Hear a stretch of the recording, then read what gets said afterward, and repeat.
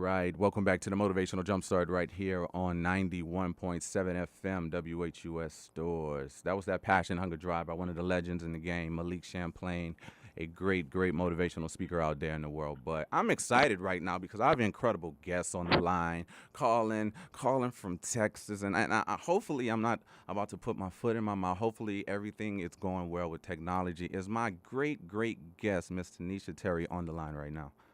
I'm here. I'm here. Good morning. How are you? Doing well, and you? I am doing incredible. So, well, before I get into your rock starness and we jumpstart an incredible interview, is it okay if I read a little bit of your bio? Yes, sir. Go ahead. Okay, let me do just a little bit of it because, yeah, I was Googling. Big Cousin Google was telling the business about your life story, and I was like, okay, we could be here for a week, reading your credentials. But Tanisha Terry is a 24-year-old Houston native with a lot to say. She is a nurse, a mentor, and a proclaimed girl boss, hashtag girl boss, who believes in having her cake and eating it too. She attended Stephen F. Austin State University School of Nursing in East Texas.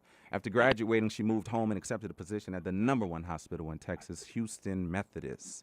At Methodist, she works in the Newborn Nursery and the Neonatal Intensive Care Unit. She is a carefree young adult by day and a passionate neonatal nurse by night. The incredible, remarkable Miss Tanisha Terry. How you doing this morning? Doing good. Doing good. Absolutely. So we're going to jump right into it because I know you're a busy woman out there in the world doing incredible things. So what I like to do on the Motivational Jump, so I love to start off with having our guests tell the audience a little bit about yourself and what makes you come alive. What inspires you, girl? Okay. So, again, Tanisha Terry, 24 years old. I'm just the average young adult by day. I enjoy hanging out with my friends, brunching, happy hour, having fun, working out. And 3 to 4 days a week, I morph into this passionate neonatal nurse who enjoys bringing babies into this world. So that's Abs- what I do. That's who I am. What inspires me, what makes me come alive, I think, most importantly, my family. They have been my rock throughout this entire process, have been with me and inspired me to go after everything that I want in life. They've always encouraged any dream that I ever have. Um, my friends keep me motivated, so like-minded young women like myself, they keep me going, keep those intellectual juices flowing, and they've been my rock through it all as well.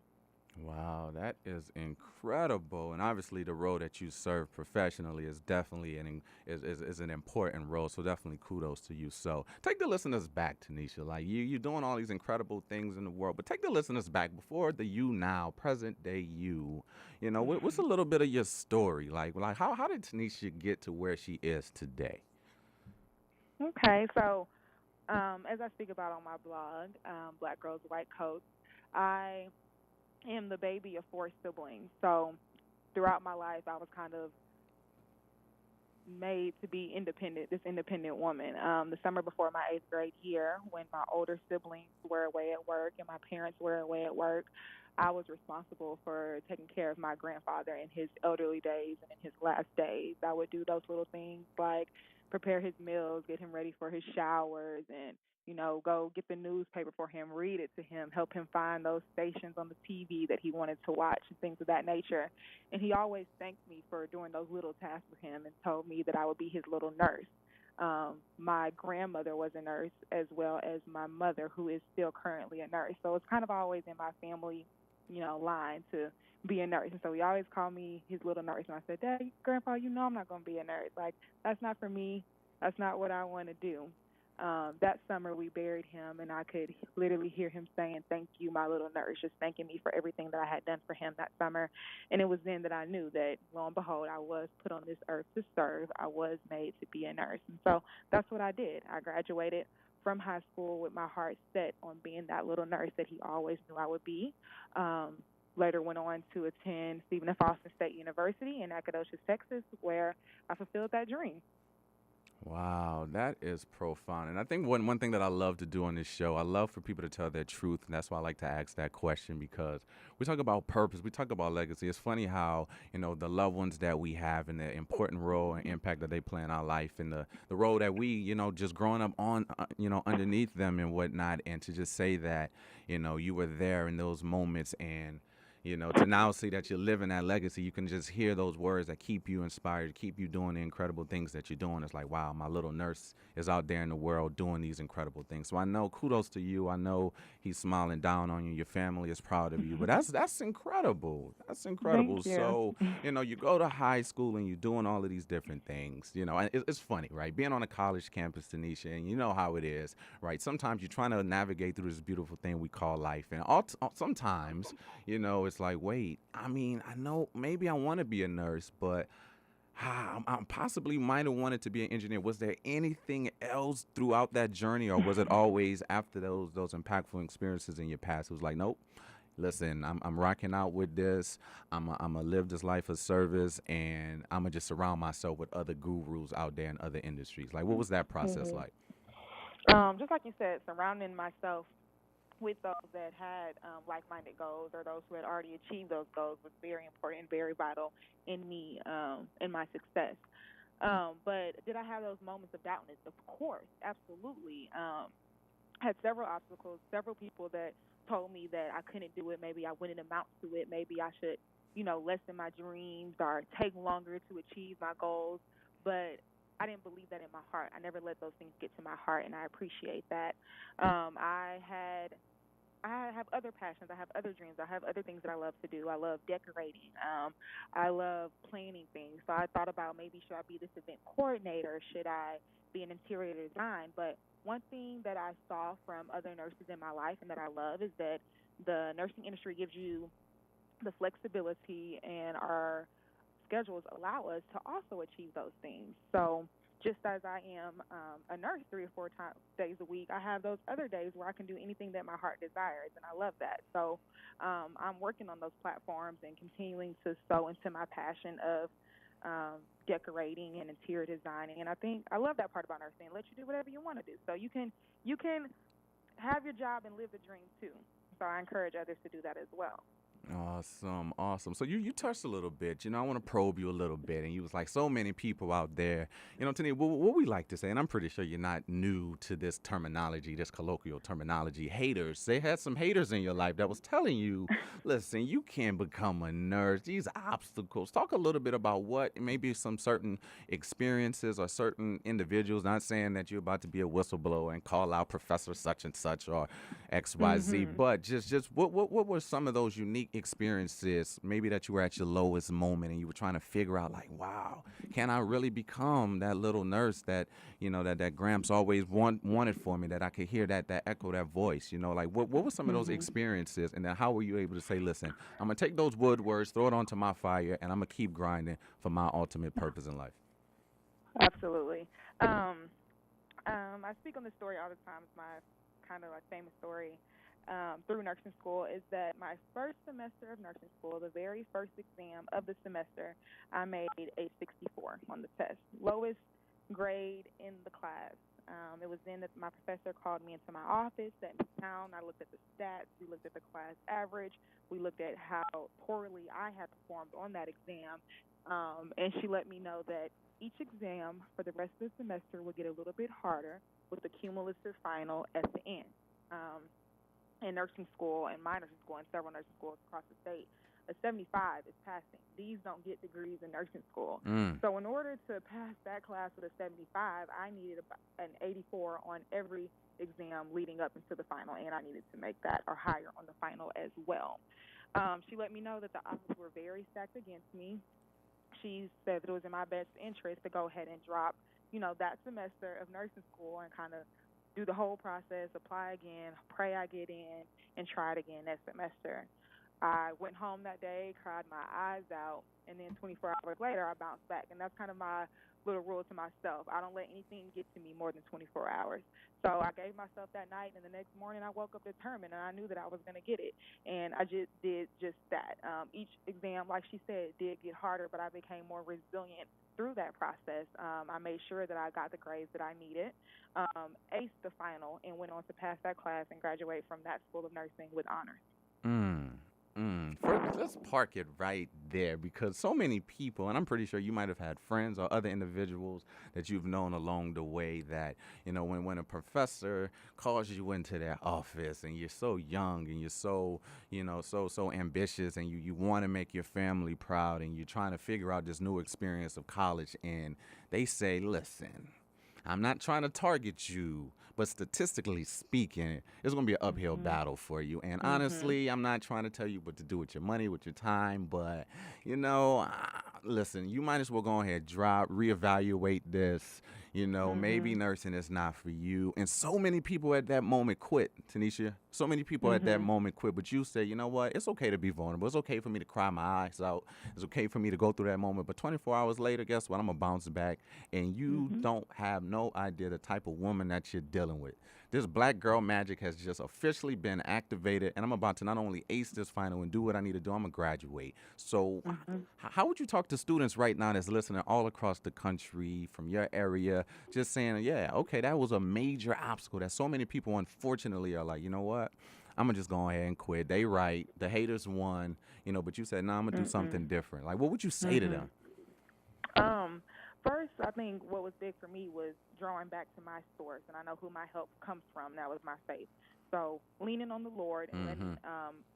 like you said, letting myself become vulnerable, letting me know that I need to lean on Him, that I need to use on Him. I called my family for that support, for those words of encouragement, for that push. I probably spoke to my mom before every single exam for those little words of encouragement, and I needed that. A big quote that stuck with me that I plastered on my wall above my desk was on every front of the binder for all of my classes and books and in my phone and everywhere was my favorite quote that says, "Never let success get to your head and never let failure get to your heart." And that Mm. meant a lot to me. So what that said is, every exam that I did do a little better on and things like that, it kept me going. It kept me motivated. I never let that get to my head. I never let me slack off. I knew that I needed to keep pushing that, the end was near. And then never let failure get to your heart. So it's like I couldn't let those words that professor or many others are people looking at me thinking, man, how's she gonna do that, man? You made a 64 in the first exam. That's the easiest one. Each one gets harder. How are you gonna do that?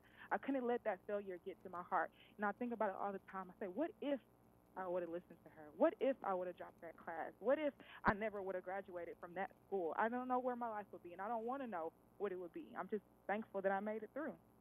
Powerful words. I love that. I think so many students out there. If you have a sticky notes, if you have a phone, doodle it. I think that quote is so profound. Never let success get to your head. Never let failure get to your heart because it's real every single day. And I Mhm. think now that we're being inundated with technology and all of these different imagery and visuals, and so much time, it's like life is this emotional roller coaster. But if you could just be Yes. reminded with whatever that self affirmation or positive quote that you can stick to and hold to.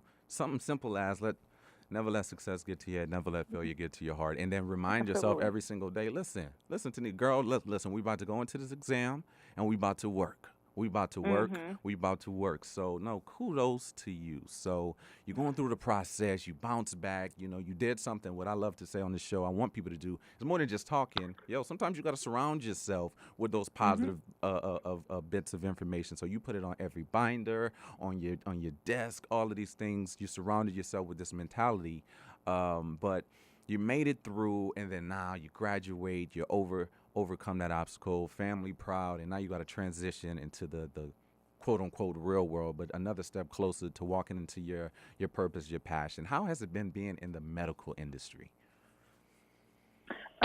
The number one word I can use is it's been an honor. It's really been, as cliche as it sounds, a dream come true. Especially as a neonatal nurse like I am. So I deal with the babies. Mm-hmm. I attend deliveries. I work in the Neonatal Intensive Care Unit, which is where the sick babies are.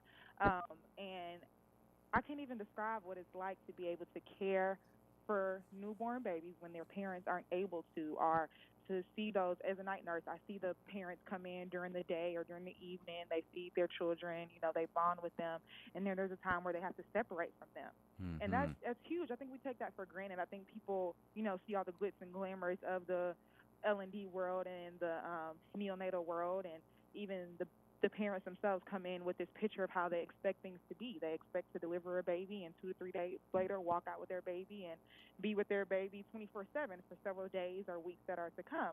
And when all that is changed and all of a sudden they're being discharged from the hospital without, their baby that they just cared for 9 months, that takes a big emotional toll on them. And I just think it's an honor that they're able to trust me when they say, all right, Tanisha, take good care of her. Take good care of him tonight. We trust you. I mean, that's indescribable. Wow, wow, and I mean, and I think it's a credit to not only just your hard work of knowing what you know, but also speaking on that, right, and being able to say, no, these experiences that I'm engaged in right now is not only transformational for me, but it's also something that I think so many people see the glitz and glamours, but they don't know the unfortunate downsides of these things that impact my world, but impact the worlds of so many other people. So I guess kind of taken from that, what would you say is the power of individuals being or showing empathy out there to the world? Because everybody has a story, and especially individuals who, who are trying to have their first child or their second child, and the unfortunate Mhm. instances of life that you are seeing and that you're going through that emotional journey with these families. What is the power of empathy? Like, what world? How does it serve? Its place in your world, and what would you say to individuals out there to make sure that it's okay to show a level of empathy to others because you don't really know their story? Absolutely. Um, I think that's what makes nursing so real. I mean, there's a lot of science behind it. I took several science classes. I've passed several exams. I know several calculations. I know several formulas, medications, all of that in my head. And that's one hat that we wear as a nurse, but there's several other hats that we wear as well. And I think that hat of empathy is important as well. You have to be empathetic to these parents or to these families, and you have to show that you are loving, you are caring, that you do this with passion. I tell myself that all the time: do it with passion or not at all. So I Mm-hmm. have to show those emotions to the parents and let them know that they can trust me, and that comes with building trust. You build a very strong relationship with these families after being their nurse for their babies for several days or weeks and sometimes even months at a time. So I think that's important, to show those emotions, show that emotional side of you, so that you let these patients and patient family members know that you are with them through this process.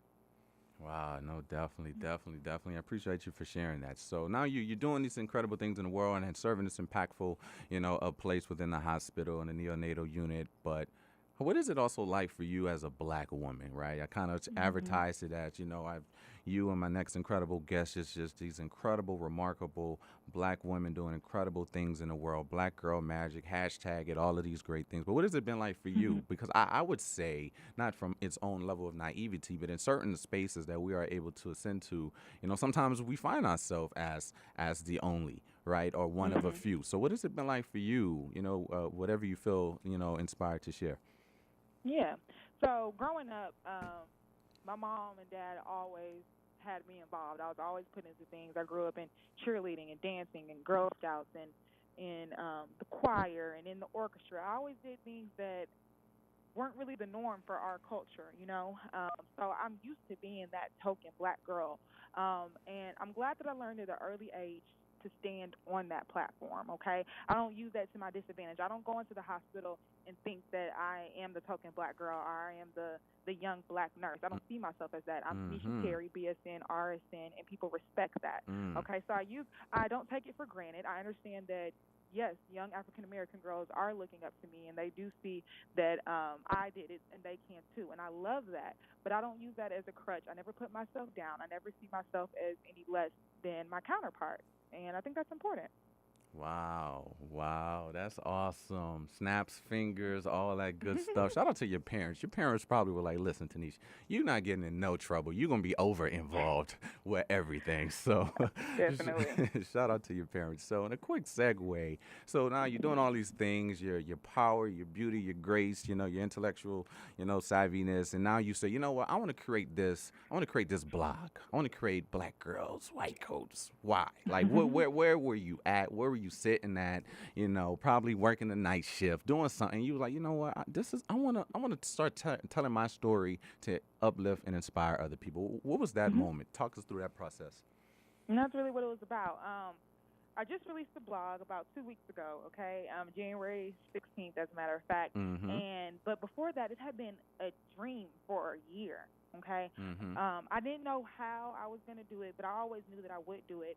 I never knew the type of woman that I wanted to be, but I knew that I was going to become that woman. Um, so Black Girls White Coats, it's about just girl bossing, young women inspiring other young women to be everything that we want to be in life. I want women to know that we are beautiful and powerful beyond Mhm. measure, and that you can do it all. It took me 2 months to really get the ball rolling and creating anything, because I felt like I needed a title, and I went through several things, some things with my name in it and things like that. But when I when the Lord gave me the title Black Girls White Coats, I knew that that was it. Because I've always been inspired by Black women in the healthcare profession. I always wanted to be that, and that's just what I became. So I love the title. I think the title speaks to those like myself, those that want to be in the industry that I'm in, and it also the tagline, the a nursing and lifestyle blog for the everyday girl boss. That speaks to the fact that I want to reach all the women out there. You know, it's not just about nurses, but some people can take a little bit from everything that I speak on my blog. Absolutely. So, just a little bit within stating that, what are some of the content that you have on there now? Some things that people can look forward to, just as you continue to ramp up the blog.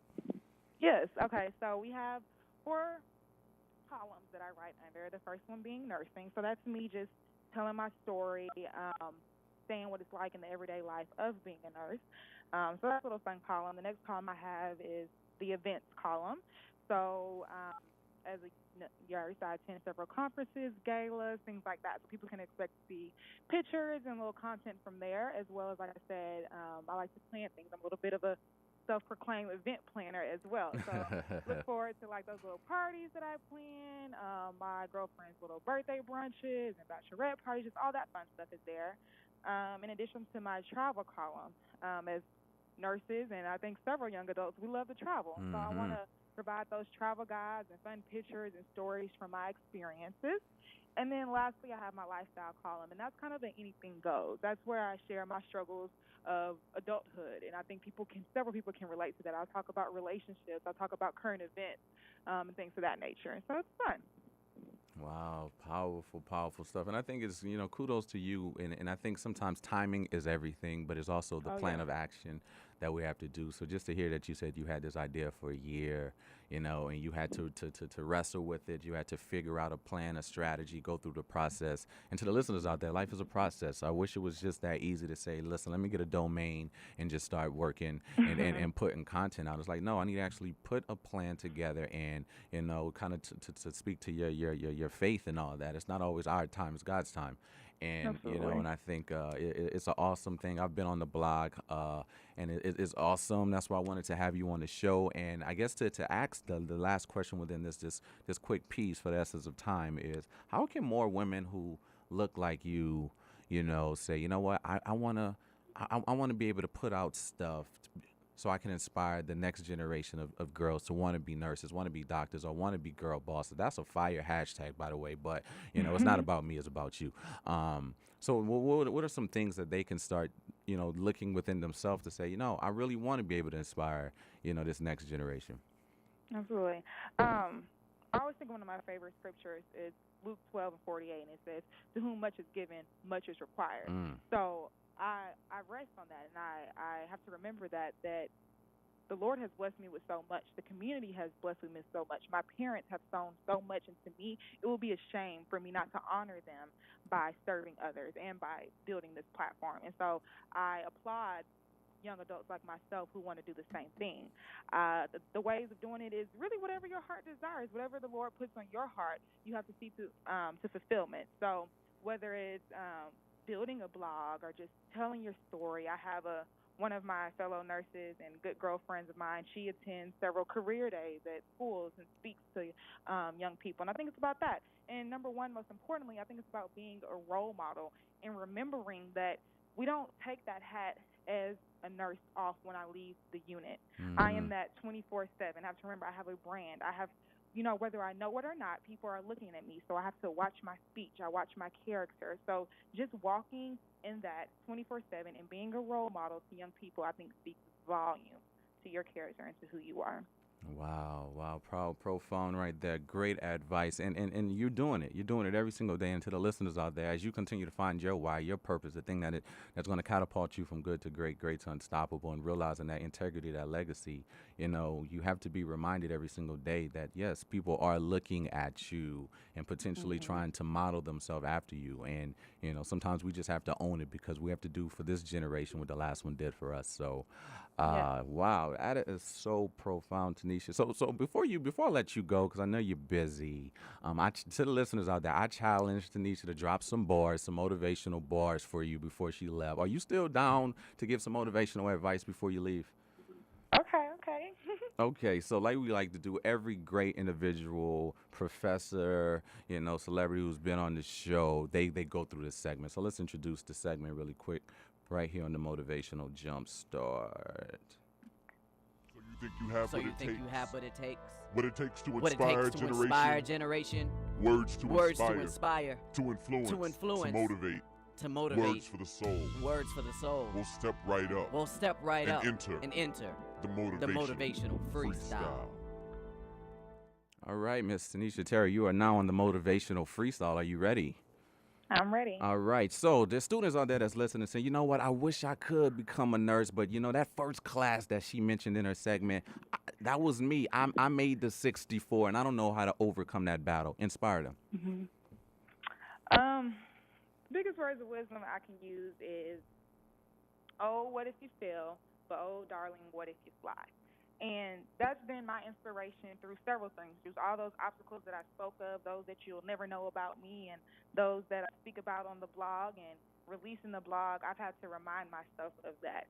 What if you fail? What do you have to lose? I have to ask myself that all the time, teacher. What do you have to lose? What are you going to do? Embarrass yourself? What are you going to do? Let people know that, oh, you were in nursing school and all of a sudden you're not? You got to keep pushing because yes, what if you fail? You have to live with those minor things. But oh, my darling, what if you fly? What if you achieve those dreams? What if you really become the nurse? What if you become the first black nurse in your family? What if you become the nurse that several thousands of women look up to and listen to? What if you become that pharmacist that you've always dreamed of? What if you go on to be a doctor and save so many lives? What if you have the cure to cancer? What if you become the president of the United States? Someone is depending on your legacy. The profession is depending on you. You got to keep pushing. And my last one for you. So I get that. I get that. I got to keep pushing, but wow, I'm just really dealing with so many interpersonal situations right now, and I have people I'm surrounded with right now that don't believe me, and I know I should change my circle right now, but it's hard for me to get rid of people that are tearing me down. Inspire them. I think pain is temporary and pride is forever. So it's like you spoke about earlier on the segment when we were coming into the show. It said there is no plan B. I reminded myself of that as well. There were several things that I missed out on by going to nursing school. Okay, I missed out on relationships, parties, seeing my niece and nephew grow up, attending their events. Everything, being in clubs, organizations that I may have wanted to do in college. I had to friendship. I had to put all of that aside to remember this is my plan A. This is my one shot. Okay, am I gonna make it or not? So I think it becomes a point where you just are so passionate, you're so on fire. Again, surrounding yourself by people like-minded individuals is very important for that reason. You have to be so focused and oriented to know that all of that is going to be there. My mom taught me that all the time. She said all those parties, all those vacations, all that fun is still going to be there when you graduate. And not only is it going to be there, but you're going to have more money to do it right. Absolutely. We're going to drop the mic right there. Any last words you want to get? I appreciate you for calling in. You're definitely a friend to the show. So we're definitely going to have you back as you just continue to progress in your life and your profession. I'm a resource. So what are your last words for the listeners out there? Anything is possible for those that believe. Short, sweet, and simple. Well, Miss Tanisha Terry, thank you for calling in to the show. Your words have not only been uplifting and inspiring, but so many people, just going from some of my feeds right here in studio, are just been blessed by your words. So thank you for that. Thank you so much for that. Yes, thank you for having me. Absolutely. So we will definitely talk with you soon. And to the listeners on the Motivational Jumpstart, we're going to take a quick break really quick, and we will be back with our next incredible guest right here on the Motivational Jumpstart.